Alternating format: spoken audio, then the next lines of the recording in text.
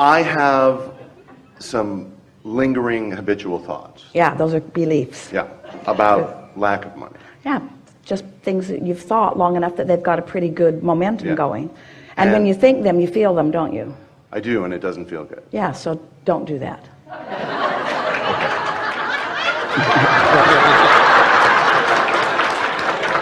I'm going to go sit with her. So I wanted your thoughts on how to either get rid of these habitual thoughts or to use them to help me to be in alignment. Well, they've already helped you, because every time you have a thought like that, you ask for something more, and Source follows the trajectory of that rocket of desire, and you become more. So your prosperity is becoming greater and greater. But what you're describing here is, by the emotions that you're feeling, is a disparity between the prosperity that you keep launching and the habit of thought, which is all a belief is, a thought you keep thinking about it.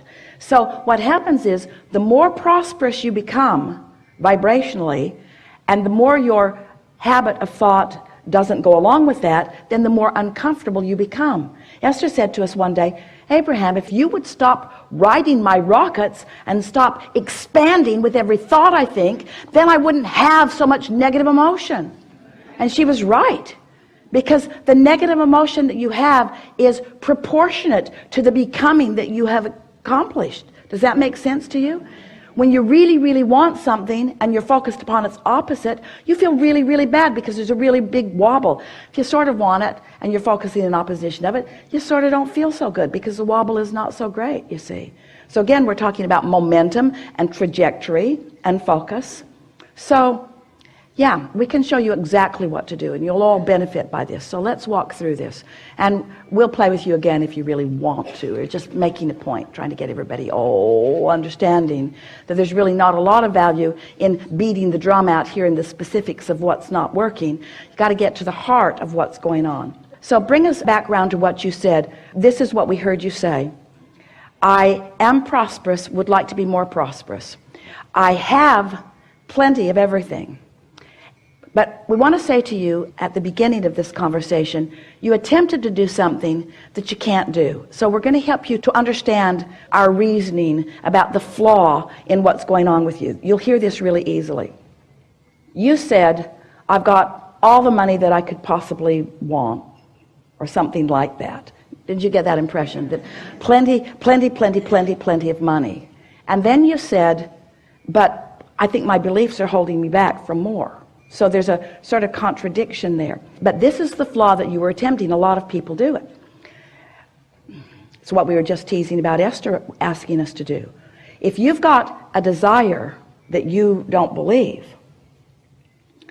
so there's discord between the vibrational frequencies, and of course the desire is dominant. Sometimes it feels to you like if you could just pull your desire back, the discord would go away. I felt better before I wanted that. I felt better before I saw that Maserati. I did. And I felt a lot better before I sat in it. And I felt way better before I drove it. Way better before I drove it, because now I cannot stop thinking about it. And I'm so angry at myself for wanting something that I can't have. That's a sort of example of that. So, like if a car is going 100 miles an hour and it hits a tree, it's a bigger problem than if it's going 5 miles an hour and hits a tree. So humans think, well, I'll just slow the car down. And we say, no, you want to get rid of the trees because you want to go fast. You want to go fast. You just don't want to be banging into things. And so it's releasing the resistance. It's not releasing the desire. And yet you were sort of attempting to release desire. You were trying to convince us all that you were just doing really well and you had all the money that you wanted, but there's a contradiction in there because you're not ever going to have everything that you want. You're not ever going to be into that, because with that money that's coming are all kinds of other things, all kinds of other freedoms. Don't talk yourself out of wanting something just because you haven't figured out how to get it. That's the biggest flaw. That's the biggest vibrational inaccuracy that goes on in your vibration all the time. So we know that more prosperity is what you want, and the reason we know it is because we've seen your vortex. It's full of things. You have enough prosperity in there to keep yourself going for 20 or 30 or 40 lifetimes, you see. And there's no reason that it cannot be flowing into your experience now. You just got to get the vibrational frequency of the vortex, which is where it is, the trajectory of source, which is where it is. You just got to bring yourself up to a consistent vibrational level with it so that it can move in realized fashion into your life experience. So you are so accurate, so wise when you acknowledge, I've got beliefs that are hindering me. You've assessed that perfectly. I've got beliefs that are not vibrationally up to speed with my desire. And we want to say in simple terms, the only reason that those beliefs hold steady is because you keep practicing them. And the reason that you keep practicing them is because you're out here in the wobble zone considering them where there's so much evidence and proof of them. It's really difficult. In fact, it's impossible. It is not logical on any level to be looking at a reality that has already been manifested and deny it, to say it's not true. Ooh, we're really into a new place.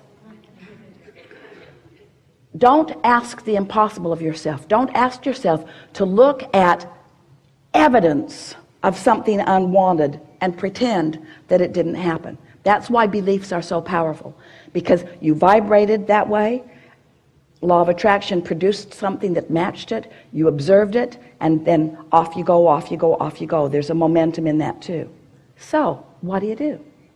Well, you got to get out of the specifics. If you've been listening to us for a while, you've heard us say that the more you think about something, the more the momentum is about it.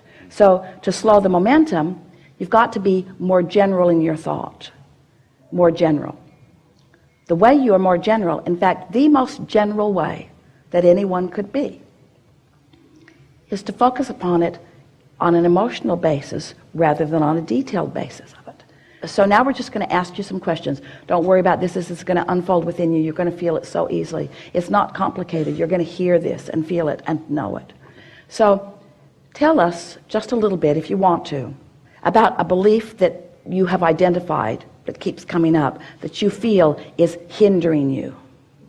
I have a habitual sense of this paycheck's going to be the last one. My life is very different now than it had been earlier in my life. But that earlier life, thoughts that you kept thinking, experiences that you kept having, so it's created a belief system that goes like, this is it, it's done. And I'm going to get... I could get in trouble again. I could get back into that place. I like the way it is, but I'm guarded that it won't stay this way. I'm having a hard time convincing myself that where I'm at now, which is absolutely a result of allowing it into my life and attracting it deliberately. So you've got some beliefs that serve you and some that don't. We want to just talk for a moment about the ones that don't and show you what to do with them. So just speak a little bit more of that to us.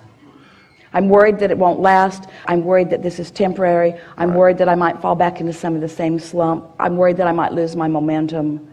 Those kinds of things. All right, so that's logical, isn't it? Now, in the... And I'll say I recognize those as impediments. And but what to do about them. So we'll show you. So in the thought, this money may not last. This may be the last money that comes. What's the emotion?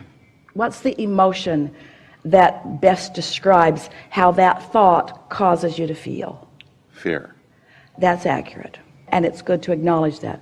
So now, never mind the conditions, because the conditions have momentum going. They are the byproduct of a lot of stuff that's going on. You've got this well-being trajectory, and you've got this hindering trajectory. So you've got this wobble, and these conditions, there's enough momentum going that to talk about them is just going to cause confusion, usually, and more often than not, going to cause you to practice the vibration of what's causing the fear even more. You're just going to get more detailed about it, because that's what attention to something always does. But instead of doing that, let's take the fear, which is the very general basis of this discussion, and we just want to ask you some easy to answer questions apart from those conditions. Just leave those aside for a little bit and focus upon the emotion of fear. Do you prefer the feeling of fear or the feeling of ease? I far prefer the feeling of ease. Ease. Do you prefer fear or fun? Fun. Do you prefer fear or interest? I much prefer interest. Do you prefer fear or clarity? Clarity. Do you prefer fear or love? Love. Now, that was easy. So, love and clarity and ease. Do you prefer frenzy or calm?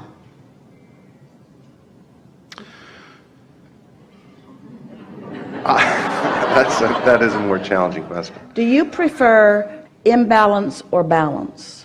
Balance. Do you prefer angst or ease? Ease. Do you prefer resistance or allowing? These are easy questions, we know. Almost so easy that it feels silly. But as he's answering these questions, he's focusing on who he really is. Do you prefer boredom or interest? Interest. Do you prefer sluggishness or vitality? Vitality. Do you prefer vitality or lethargy? Vitality. Do you prefer interest or boredom? Interest. Do you prefer happiness or sadness? Happiness. So, when dollars are flowing, do they feel like bondage or freedom? Freedom. They feel like boredom or interest? Interest. Do they feel like lethargy or passion? Passion. So, everything about everything that you want is already really in a core way active within you, and you just activated it so easily. In other words, there was just no contest whatsoever. It's so obvious where your natural vibration is. You just aligned with your absolute trajectory of who you are. In other words, just with that little exercise, there's no contradiction in your vibration right now. It was just clarity. You just lined up so easily with all of that. You found unconditional alignment just with a little bit of focus. You just came out of the details that are more challenging into something that is not challenging at all. These were really no-brainers. It was so easy for you to find that. And so now we would like you to tell us again about the prosperity state that you're living in. It's awesome. It is. Great.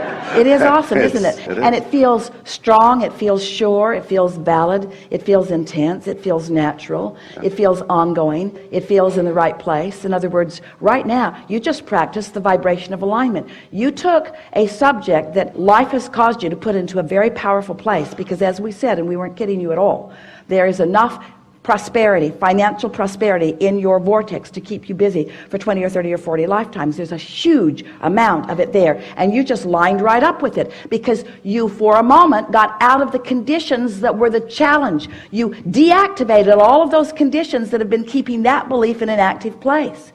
And if you can do that often enough, that belief that has been in an active place for a while will not stay in an active place, because it didn't get big and therefore it's got a lot of momentum going and it's going to stay there.